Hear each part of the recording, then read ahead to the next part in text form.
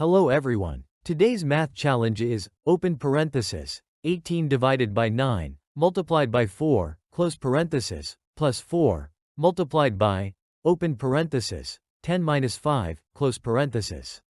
Many people calculate this as, 18 divided by 9 equals 2, 2 times 4 equals 8, 8 plus 4 equals 12, and then multiply by the second parenthesis, which is 5, resulting in 60. However, that answer is completely incorrect, because we ignored the PEMDAS rule.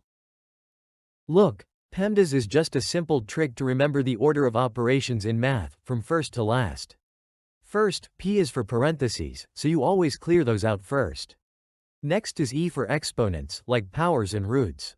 Then you have M and D for multiplication and division. These two are on the same level, so you just solve whichever one comes first from left to right.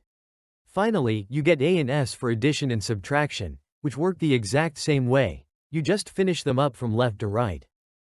Before we solve this, please hit that like button and subscribe to the channel so you don't miss any of our upcoming videos. Now, look at this expression. We have parentheses, division, multiplication, addition, and subtraction. According to the PEMDAS rule, we must solve the operations inside the parentheses first. Let's break it down. Inside the first parenthesis, 18 divided by 9 equals 2, and 2 times 4 equals 8. For the second parenthesis, 10 minus 5 equals 5. The expression now simplifies to 8 plus 4 multiplied by 5. But wait, remember the rule? Multiplication comes before addition. So, first, we calculate 4 times 5, which equals 20. Finally, it's time for the addition. 8 plus 20 equals 28. That is the correct answer.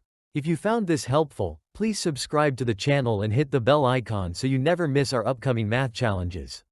See you in the next one.